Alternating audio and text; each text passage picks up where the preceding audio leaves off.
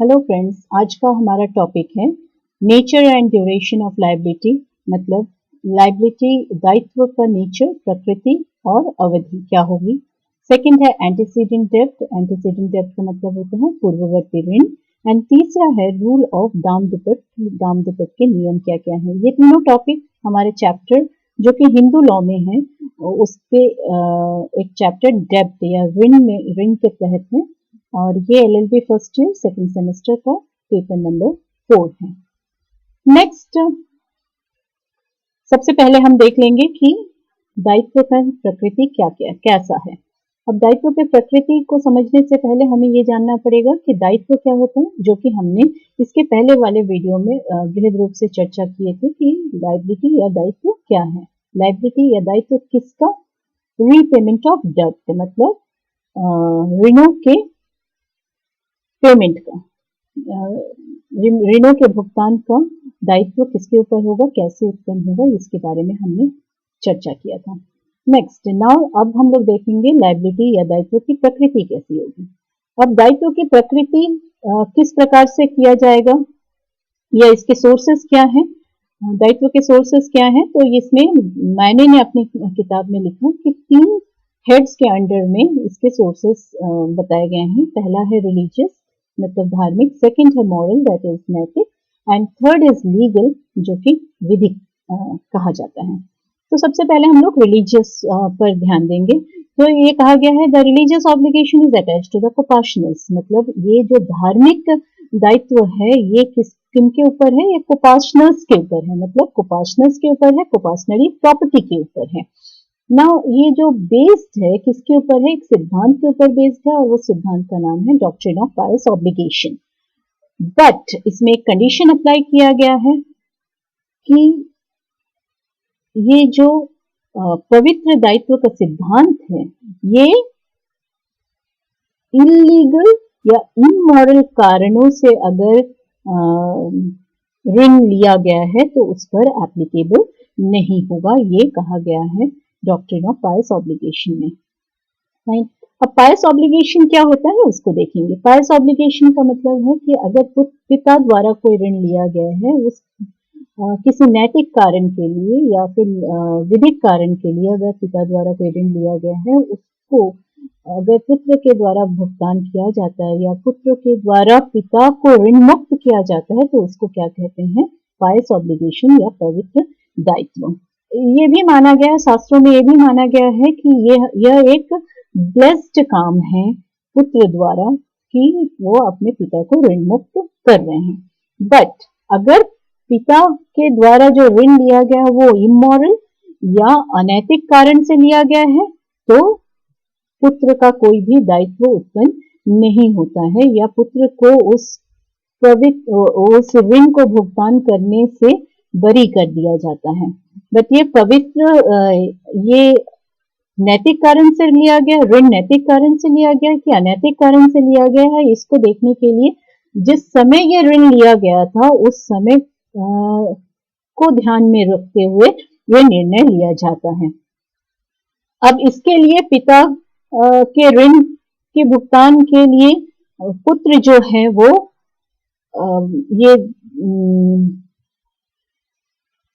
ये प्रूफ करेंगे कि क्या ये ऋण जो है वो पवित्र कारण से लिया गया था कि अनैतिक कारण से लिया गया था। मतलब ये बर्डन ऑफ प्रूफ किसके ऊपर रहेगा, ये पुत्र के ऊपर रहेगा कि वो प्रूफ करे।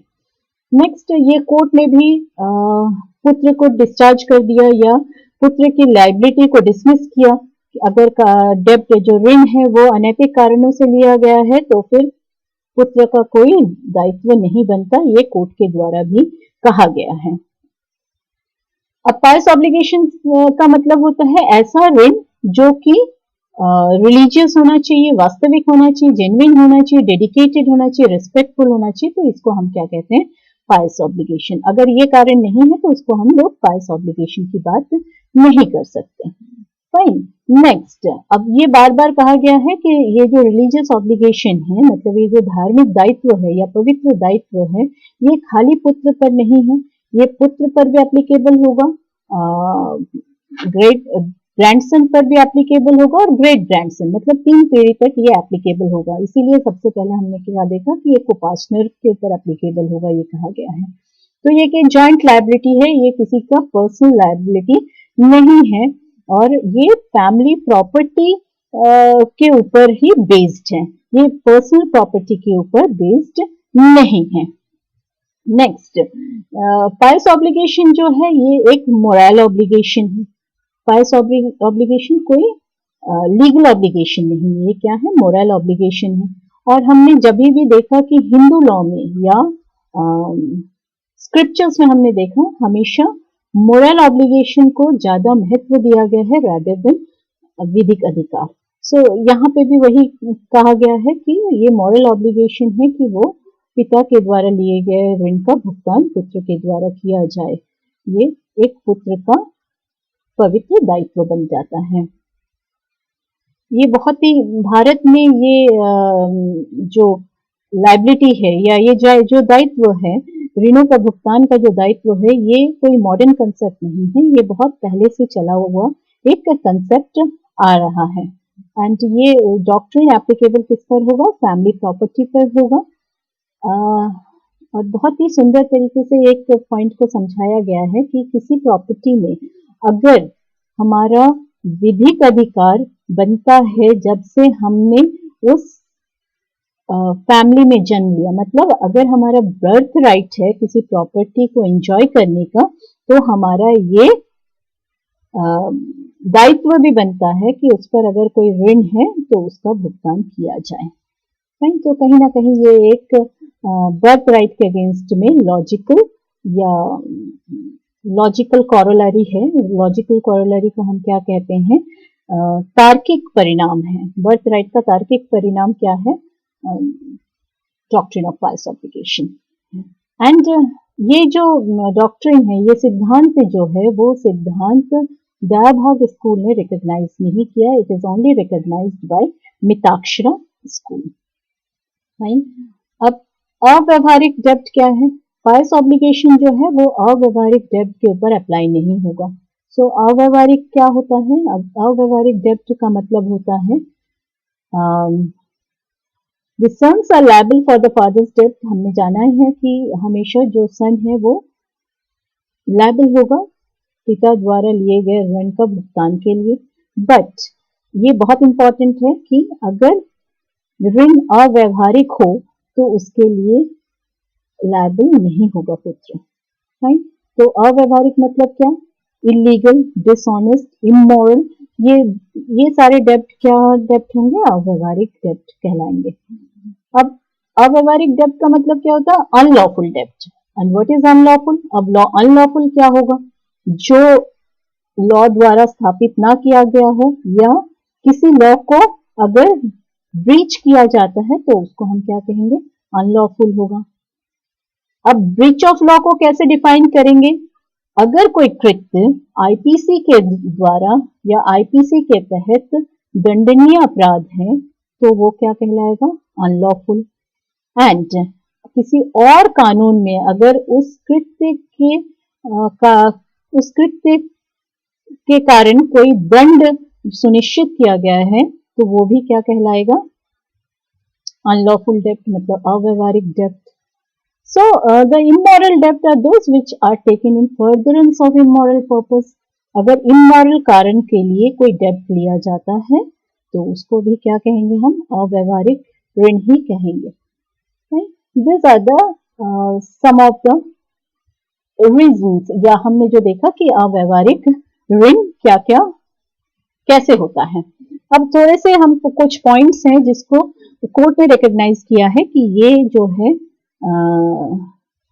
अव्यवहारिक ऋण में आता है। सो पहला है आपका स्पिरिचुअल लीकर डेब्ट। अगर स्पिरिचुअल लीकर के कारण डेब्ट लिया जाता है या ऋण लिया जाता है, लस्ट के कारण कोई ऋण लिया जाता है, गैम्बलिंग के कारण कोई ऋण लिया जाता है, कोई यूजलेस गिफ्ट, अगर किसी कोई आप यूजलेस गिफ्ट दे रहे हैं जिसके कारण आपको ऋण लेना पड़ रहा है तो वो भी अव्यवहारिक डेब्ट में आएगा। या फिर कोई कमर्शियल अगर डेब्ट लिया जा रहा है तो भी उसको अव्यवहारिक डेब्ट कहा जाएगा। These are the examples of अव्यवहारिक डेब्ट।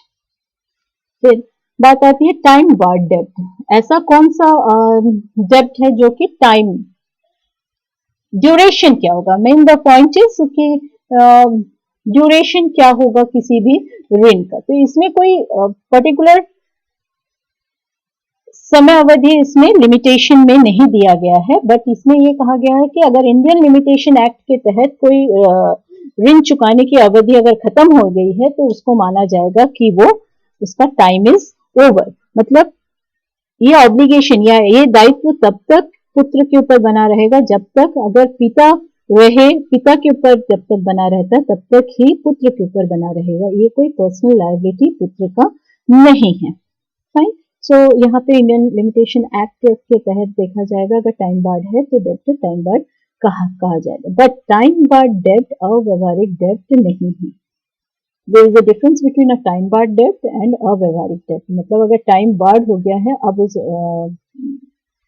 ऋण को चुकाने की जरूरत नहीं, इसका मतलब ये नहीं कि वो अव्यवहारिक है इसीलिए चुकाने की जरूरत नहीं, वो टाइम बार्ड है इसीलिए चुकाने की जरूरत नहीं है, ये कहा गया, ना कि अव्यवहारिकता के कारण, अव्यवहारिक ऋण होने के कारण उसको भुगतान करने की जरूरत नहीं है, ये नहीं कहा गया है। फाइन।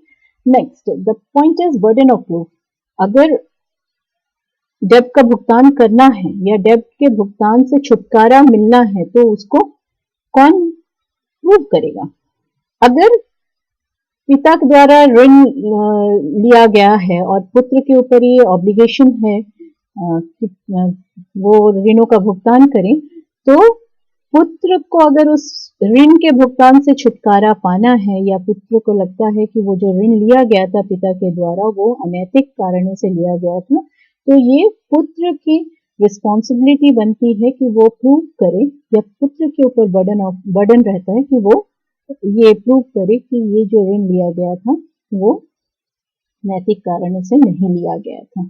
ब्रिज नारायण केस में भी ये कहा गया है कि अगर कोई हिंदू सन, मतलब ये दायित्व किसी हिंदू पुत्र के ऊपर ही आएगा, हिंदू पुत्र के ऊपर ये लिमिटेशन कर दिया जाता है कि उसका जॉइंट प्रॉपर्टी में जितना हित बनता है उतना ही वो ऋणों के भुगतान में यूज करेगा। ये पर्सनल ऑब्लिगेशन पुत्र का नहीं है। ब्रिज नारायण केस में भी ये कहा गया है। And the third point is, ये जो पायस ऑब्लिगेशन है, पायस ऑब्लिगेशन वाइफ के ऊपर एप्लीकेबल नहीं होगा। बट अगर वाइफ को जॉइंट प्रॉपर्टी से हिस्सा मिलता है देन टू ये एप्लीकेबल वाइफ पर नहीं होगा, because wife is not representing her husband in this case, but उसको जो प्रॉपर्टी मिली है वो उसके मेंटेनेंस के लिए मिलती है, इसीलिए ये उसका ये पायस ऑब्लिगेशन या उस पर ये दायित्व उत्पन्न नहीं होता है। Next, the point concept of antecedent डेब्ट। एंटीसीडेंट डेब्ट क्या होता है? एंटीसीडेंट डेब्ट का मतलब होता है पूर्ववर्ती ऋण। पूर्ववर्ती ऋण मतलब ऐसा ऋण जो पूर्व में लिया गया है और आज तक वो ऋण एग्जिस्टेंस में है विदाउट एनी इम्पीचमेंट, मतलब बिना प्रतिबंध के। ये एक ऐसा ऋण जो पूर्व में लिया जा चुका है और अभी तक एग्जिस्टेंस में है, राइट, उसको हम क्या कहते हैं? एंटीसीडेंट डेब्ट। बट अगर कोई पूर्व में ऋण लिया गया है, बीच में उसका भुगतान नहीं किया है, फिर भुगतान करने की बात हो रही है, तो वो बीच में प्रतिबंध लग गया है, तो फिर वो उसको एंटीसीडेंट डेब्ट नहीं कहा जाता है। अब इस एंटीसीडेंट डेब्ट को किसके द्वारा भुगतान किया जाएगा? अगेन द पॉइंट इज, इस पर फादर या ग्रैंडफादर या ग्रेट ग्रैंडफादर जो कॉमन प्रॉपर्टी है या एंसेस्ट्रल प्रॉपर्टी है उसको हस्तांतरित करके उससे जो पैसा प्राप्त होगा उससे उसको रिकवर किया जाएगा या उसको चुकाया जाएगा। तो सुप्रीम कोर्ट ने भी डेफिनेशन ऑफ एंटीसीडेंट डेब्ट को रीअफर्म किया गया। नेक्स्ट, एलिनेशन ऑफ फादर, मतलब एंटीसीडेंट डेब्ट का भुगतान करने के लिए 3 हेड्स इसको दिया गया, 3 हेड्स में इसे डिफाइन किया गया। पहला है एलिनेशन बाय फादर, मतलब जो जॉइंट फैमिली को जो प्रॉपर्टी है और जॉइंट फैमिली में जो फादर है या करता है, हम ये कहेंगे, अगर उनके द्वारा प्रॉपर्टी को हस्तांतरित किया जाता है। हस्तांतरण कैसे करेंगे? या सेल के द्वारा या मॉर्गेज के द्वारा प्रॉपर्टी का हस्तांतरण किया जाता है। उससे जो पैसा प्राप्त होता है उससे वो जो डेब्ट है या ऋण है उसका भुगतान किया जाएगा। नेक्स्ट,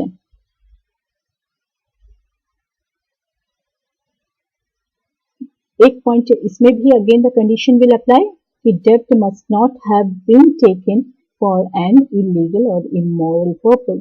इलीगल और इमोरल पर्पस के लिए डेब्ट नहीं लिया गया है तभी एलिनेशन किया जा सकता है। अगर इमोरल कारण से डेब्ट लिया गया, ऋण लिया गया है, तो प्रॉपर्टी का हस्तांतरण के द्वारा इस ऋण का भुगतान नहीं किया जाएगा। नेक्स्ट होता है मॉरल ऑब्लिगेशन। से मॉरल ऑब्लिगेशन जो हमने पहले से ही देखा कि हमेशा हिंदू लॉ में मॉरल ऑब्लिगेशन को ज्यादा प्रेफर किया गया है। तो मॉरल ऑब्लिगेशन ये कहता है कि इमोरल डेब्ट हो या मॉरल डेब्ट हो, अगर हमको प्रॉपर्टी में कुछ हक मिल रहा है तो हमारा ये भी दायित्व बनता है कि इस प्रॉपर्टी के लिए जो डेब्ट लिया गया है या ऋण लिया गया है उसका भुगतान किया जाए। तो मॉरल में कहीं पे भी ये नहीं कहा गया है कि अगर इमोरल पर्पस के लिए लिया गया है तो उसको नहीं चुकाना है।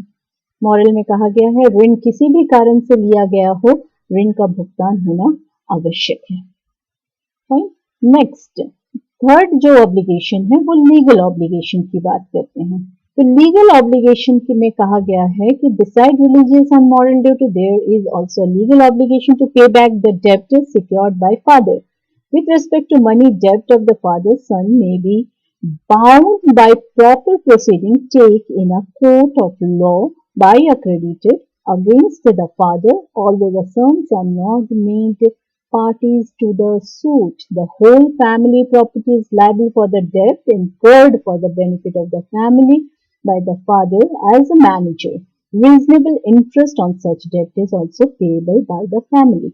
मतलब ये कहा जा रहा है लीगल ऑब्लिगेशन के तहत प्रॉपर एक जो तरीका होता है कोर्ट में केस फाइल करके, सूट फाइल करके, उससे क्रेडिटर के द्वारा कोर्ट से मांग की जा सकती है कि उसके द्वारा दिया गया ऋणों का भुगतान किया जाए और उस पर जो इंटरेस्ट है वो भी उसको दिलाया जाए, जो कि पार्टी वो किसके फैमिली को पार्टी नहीं बनाएगा। पार्टी कौन बनेगा? जो ऋण लिया है, जिसके द्वारा ऋण लिया गया है वही पार्टी ऑफ दैट सूट बनेगा। बट ऑब्लिगेशन पूरे फैमिली प्रॉपर्टी पर रहेगा कि उसको उस फैमिली प्रॉपर्टी को का दायित्व रहेगा कि उस ऋण का भुगतान किया जा सके। क्रेडिटर कभी भी ये सूट फाइल कर सकता है, चाहे वो पिता के लाइफ टाइम के समय या उसके मरणोपरांत। ये डिपेंड करेगा कि क्रेडिटर सूट कब फाइल करे। Nobody can force the creditor to file a case against the debtor कि मरने के उपरांत ही आप करें, लाइफ टाइम में ना करें, ऐसा कोई भी फोर्स अप्लाई नहीं होगा क्रेडिटर के ऊपर। Fine. So in this way the antecedent debt can be discharged. Now next point is what is rule of दाम दुपट। दाम दुपट के नियम क्या हैं? तो दाम दुपट जो कंसेप्ट है ये एक हिंदू लॉ का ही ब्रांच है। राइट, हिंदू लॉ में एक ब्रांच है जिसको हम क्या कहते हैं? रूल ऑफ दाम दुपट, जिसमें ऋणों के भुगतान के बारे में बात कही गई है। इसमें कहा गया कि किसी भी ऋण के इंटरेस्ट, ऋण का जो प्रिंसिपल अमाउंट है उससे ज्यादा नहीं होना चाहिए। फॉर एग्जाम्पल, अगर ए ने बी को 1000 रुपए ऋण दिया है तो उसका इंटरेस्ट 1000 से ज्यादा नहीं होगा, मतलब भुगतान 2000 से ज्यादा नहीं होना चाहिए, ये दाम दुपट का नियम कहता है। बट वो यह भी कहता है कि उसका रिकवर कैसे किया जाएगा? अगर वन टाइम, एक मुश्त अगर उसका रिकवर करने का कॉन्ट्रैक्ट है तो वो उसके प्रिंसिपल अमाउंट से ज्यादा इंटरेस्ट नहीं होना चाहिए। ये जो दाम दुपट का नियम है ये साम्य के सिद्धांत पर एप्लीकेबल होता है। And this rule applies not only to unsecured loans but also to loans secured by a pledge of movable property or by a mortgage of immovable property। मतलब ये जो नियम है दाम दुपट का ये movable as well as immovable property पर applicable है। नेक्स्ट, दाम दुपट का जो नियम है वो लिमिटेशन एक्ट पर कोई भी प्रभाव नहीं डालेगा। फाइन। एंड दाम दुपट का रूल जो है वो खाली हिंदू पर एप्लीकेबल है, ये मुस्लिम्स पर एप्लीकेबल नहीं है। अगर शुरू में जब ऋण लिया गया था उस समय अगर हिंदू के द्वारा ऋण लिया गया है तो ये दाम दुपट का नियम एप्लीकेबल होगा। बट अगर वो ऋण ट्रांसफर कर दिया जाता है किसी मुस्लिम पर्सन को तो वो दाम दुपट का रूल वहीं पे सीज हो जाएगा। This is the concept of all these three topic। पहला है आपका nature and liability, nature and duration of liability, second was antecedent debt and third is rules of dam dupat। I hope you people understood the concept। Thank you।